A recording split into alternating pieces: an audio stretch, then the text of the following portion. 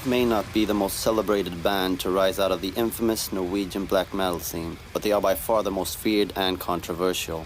With their abrasive sound, chaotic live shows, and well-publicized criminal convictions, Gorgoroth have spread their message of fear and hate across the world. At the center of this storm of controversy is Al-Ghul, Gorgoroth's lead vocalist and arguably the most despised man in Norway. In 2005, Al-Ghul was charged with torture-like violence and served 9 months in prison, his second incarceration for violent acts. The court claims he tortured his victim for 6 hours while collecting his blood into a cup, and threatened to make him drink it. In January of 2007, when he was ready for release, photographer Peter Best took us to Al-Ghul's hometown in Norway to get to know the guy terrorized a magazine calls the most evil man alive. I'm Ivo Berglund, welcome to Norway.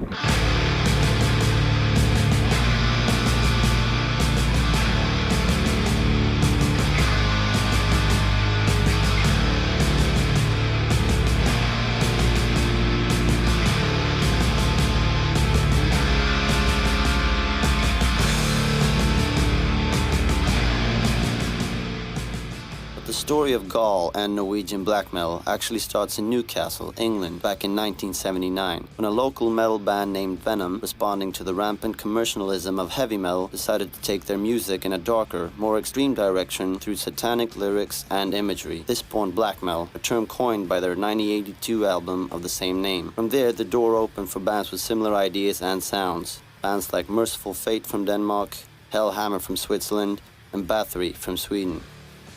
At the end of the 80s, a second wave of black metal surfaced in Norway. Bands like Darkthrone, Emperor, Immortal, and Mayhem perfected the black metal sound, taking the music's lyrics and stage imagery to even darker extremes. We chose a different path. It was getting the music not as fast, but atmospheric. It was also not as well produced. It was more about the atmosphere the music created. And also the fact that we chose to have a satanic approach towards the lyrics and also combining those things to be an art form called black metal. Euronymous called me and I started working with him together with Varg Vikernes until '94 when all these stuff started happening to churches. In the mid-90s, a series of crimes in Norway brought black metal to the attention of the mainstream media. The arson of over a dozen Christian churches and the murder of Mayhem guitarist Euronymous by bandmate Varg Vikernes, who stabbed him 23 times in the face, neck and back.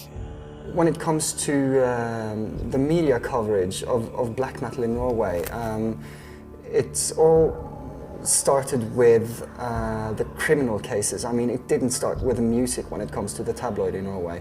It started with the church burnings, with the murders and everything surrounding that area, you know, with Burzum and Varg Vikernes and, well, good tabloid stories, basically. I couldn't believe that they were that foolish. On the other hand, they had an identity because everybody was against them. When you're 17, 18, you believe in a lot of funny things. I'm not about to say if it's right or wrong. Okay.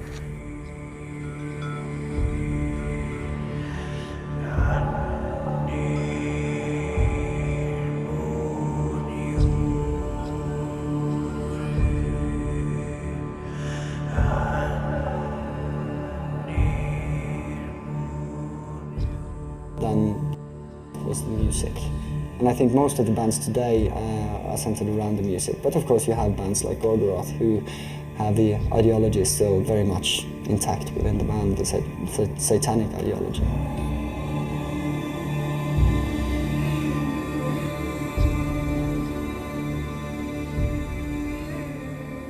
Christianity is based only on stolen souls and lives. So, of course, every trace of them should be erased.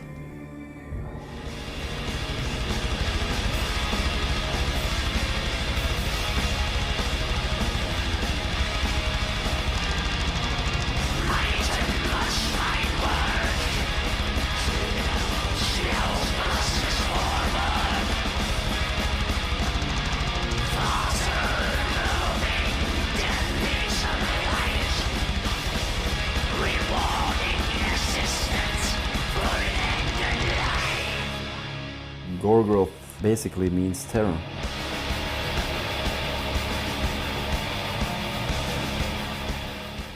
Gorgoroth is the ugliest sounding band within black metal.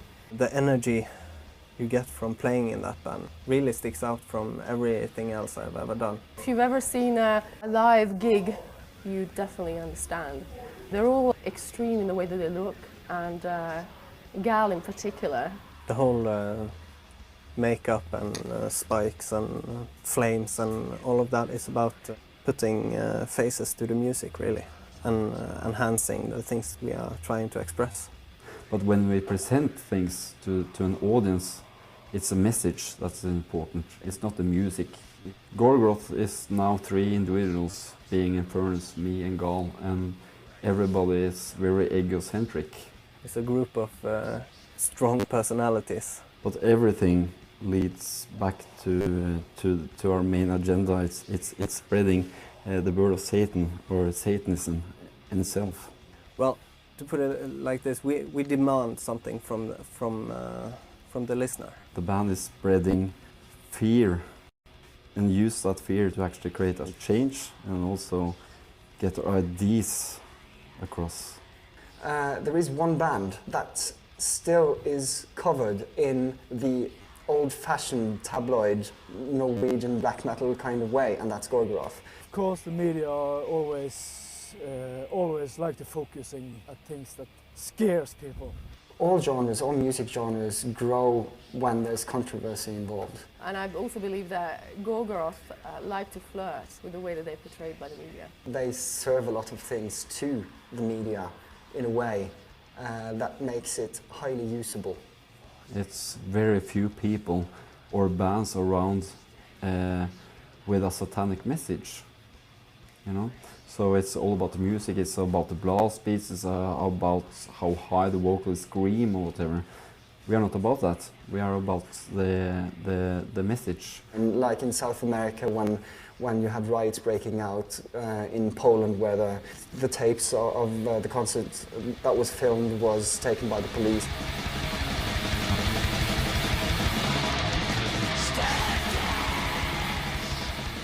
On February 1st of 2004, Gorgoroth appalled the Catholic nation of Poland with a blasphemous display of satanic imagery at their most controversial show to date. We had a lot of sheep skulls, as well as a lot of sheep heads on poles all over the front of the stage. And 4 crosses. Upon the crosses was 2 naked men, hooded, and 2 naked hooded women, covered in blood. The sheep represents the flock, and we represent the goat. The individual, striving to go our own ways, not necessarily following the flock. The flock and the sheep, it's the Christian themselves that's chosen this word. From the Bible, it's you have the goat and you have the sheep. So the sheep is the one that belongs to God, and the goat is the one that will be punished because they have a free will. To get a better understanding of Ghul and where he comes from, we traveled across Norway to the small mountain village where he was born and still lives today. Always been a lot of rumors about Gorgoroth, and always a lot of rumors about Ghul. Are they true? Well, no, of course. Well, maybe some.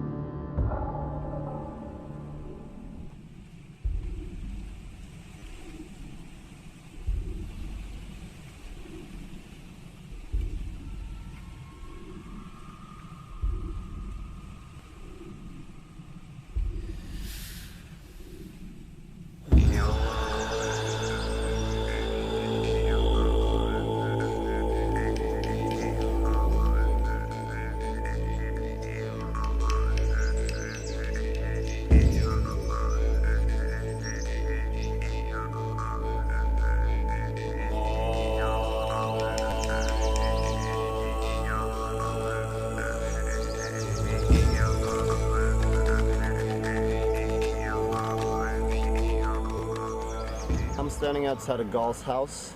Everything you see around us is owned by his family and it's been so for generations. We're the first ever journalists to be here, and I'm quite honored, but I'm actually feeling quite scared.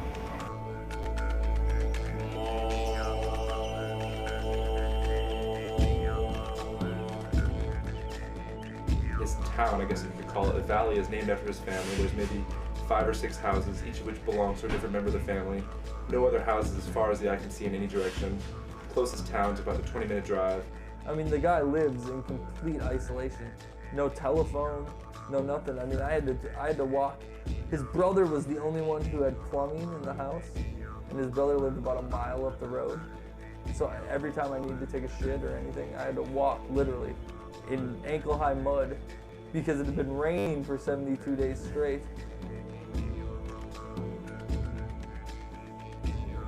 The first few hours in Espedal were nerve-wracking to say the least. I couldn't stop thinking about what could happen over the next couple of days. But after a few bottles from Gul's extensive wine collection, we all began to loosen up, laugh and have a good time.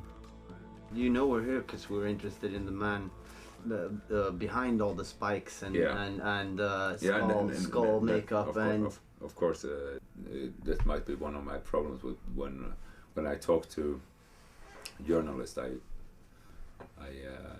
talk to them as persons and not as journalists. To keep it personal, Gul asked if, instead of doing a traditional interview, we could just put the camera on a tripod and talk. What the fall of the false gods will do, basically. It's you will be allowed to focus on the God within yourself, because that's the only true God. The God within everything. That's the only thing that Allah, for me, is worth calling God. It is the highest spirit of everything, and not this control freak that's telling you you are not supposed to do this, you are not supposed to do this. You are only supposed to bow down and kneel before what I say. Don't think is more than anything else. It's God is within man, God is within nature, and nature will always grow. That's the force of all life, is to grow.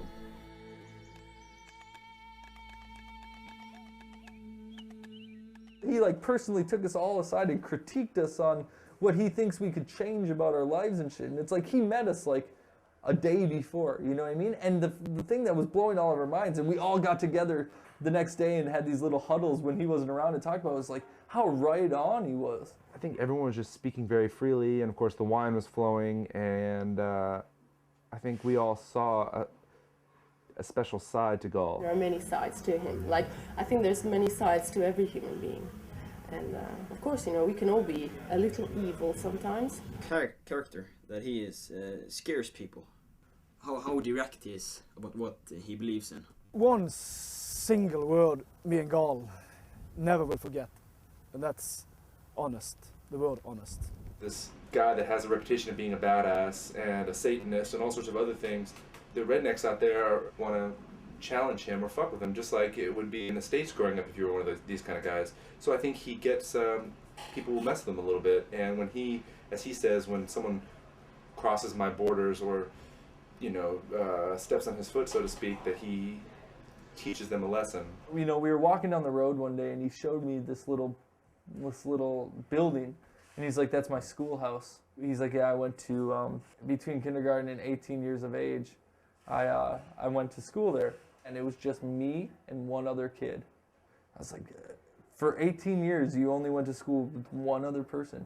And he was like, yeah, and that kid lived 45 minutes away. So when school was done, he had to get on a car or a bus to go home. I never got to, hang out with him.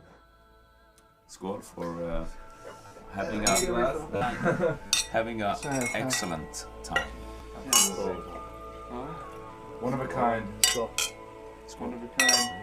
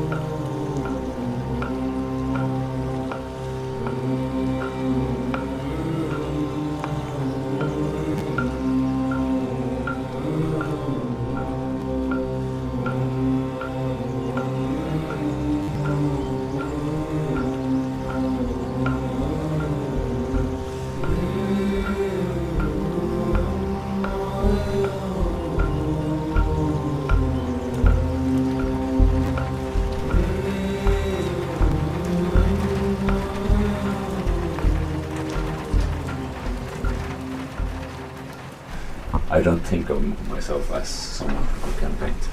So that's why I quit art school, because you cannot go to school to become an artist. I've seen some of the stuff you did before prison. It would be interesting to see something you did in prison, because you and me talked about how an extreme situation it was for you. My whole process of creating is based on being away from people. Yeah. I think this was the last one I did before I went into prison, maybe. Yeah? I'm not certain, but yeah. Ghul rarely shows anyone his paintings. He doesn't sell them, and he hasn't shown them publicly since 1993. So after days of asking, he finally let us take a look. I had the exhibition in '93, and then I got just wrote completely ridiculous prices, way overpriced, of course, because I didn't want to sell them. And there were this person that wanted to buy it anyway, and I said, of course, that yeah, no, I've already sold it. So he didn't get it, so I've hidden them away since then.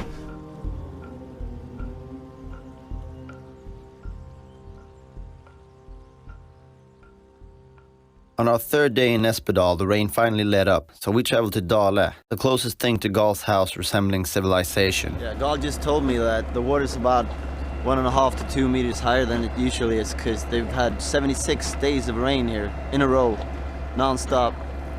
I made several phone calls to everyone from reporters to local police, trying to get anyone to comment on Ghul. I was met with excuse after excuse. It seemed like the whole town was afraid of him. Until I finally convinced one journalist that had followed his case since the beginning to give me a brief interview.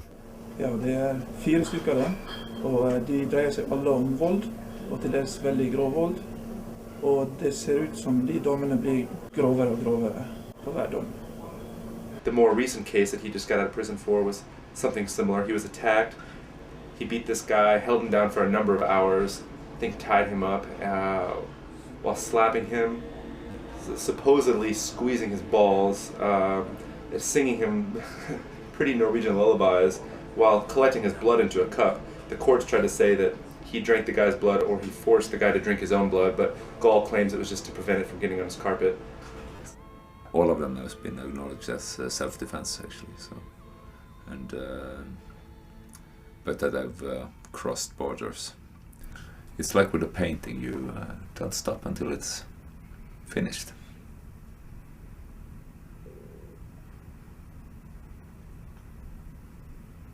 And do you think your punishment methods have been effective? Of course, these people aren't going to attack you again, but do you think you removed the sickness from their mind that would allow them to do this in the first place?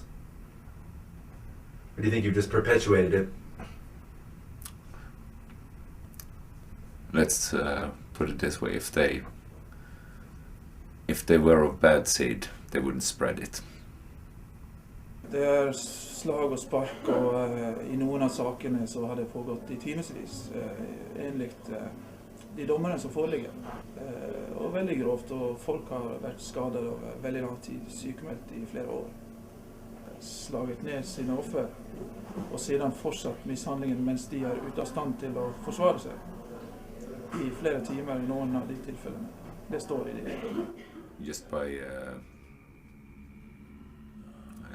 saying no to someone, punish them enough, and someone you probably need to cut to small pieces and sew back together.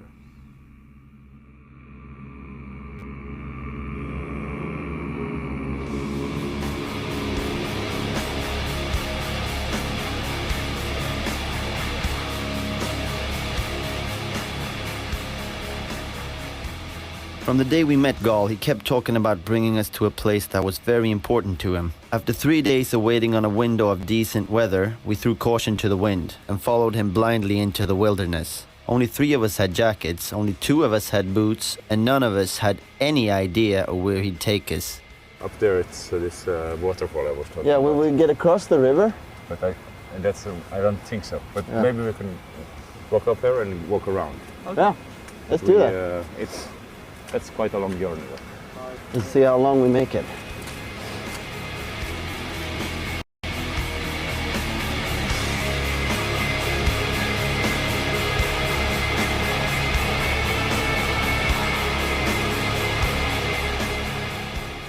From the valley, he pointed out where we were headed, and it was this, snow-capped mountain off in the distance. And I thought he was joking. It was quite far. So I put on basically every piece of clothing I had in my bag. I was wearing a pair of Nike high tops with plastic bags wrapped around my feet.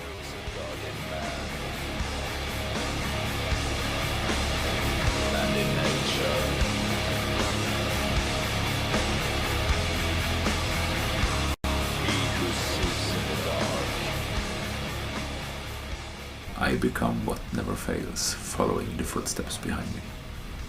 I don't like to explain things to people because it's written in a way that it should open the mind of the listener's own thoughts. I have no interest in getting a flock of sheep that's just following me because I'm saying one direction and they walk that direction. Then it would be just as bad as society is. So fear is necessary to separate the ones that's willing to be led or the one who chooses to lead himself. Men det är lite hårdare på sidan av stigen hela tiden också. Ja. Så det är lite... There's so many of this sheep character that's drawn towards it as fans. There's so many lowlifes among the crowd. There's so many just there for the music and nothing else. You don't perform black metal if you're not a warrior. Black metal is a war against what everyone knows. Ska vi ända upp dit? Ja. Fortsätta så vi får fånga ljuset.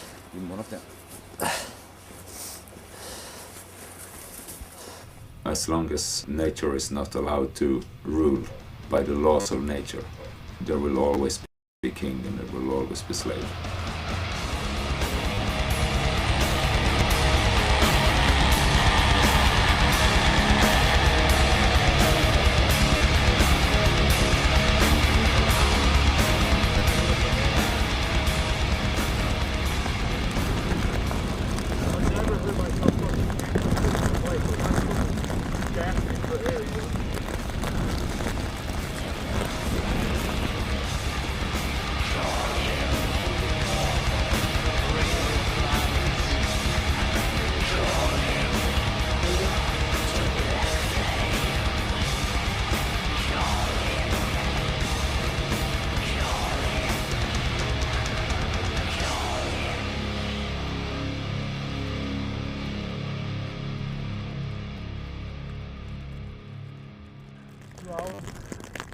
At these elevations, my lungs are just fucking giving out. I don't know if I can go any farther up, man. That better be the top, because I don't think I can make it any farther. And at this point, I just fucking went into a panic, and I was just like, this is fucking stupid. I don't know. You won't even really tell us where you're bringing us, or why you're bringing us, or what this is about. And at a point, I was just like, I don't care what the fuck is at the top of the mountain. You know what I mean? Like, I don't. It makes no difference to me. We're gonna jeopardize this whole entire project for some stupid fucking nature walk. This is about heavy metal. This is about a band. This isn't Field and Stream magazine. Even when I stand still, I can't catch my breath right now. I don't know what to fucking do. I don't feel like this is fucking safe right now, man. They're just taking into regard what we need to see, dude. I don't fucking care about that at this point, man. I've seen enough. Yeah, I can't go up there, man. There's no physical way. I'll put you. I know, thanks.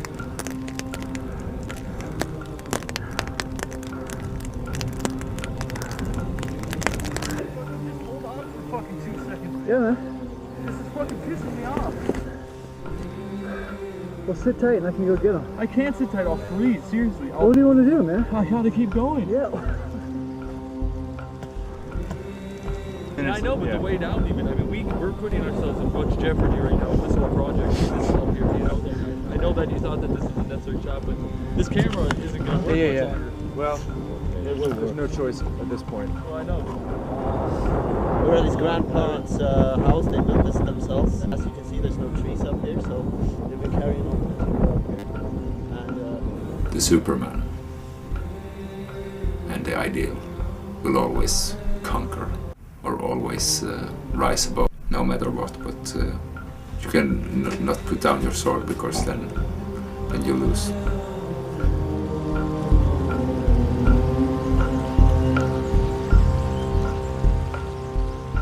So do you get frustrated being a lone wolf, or do you like it?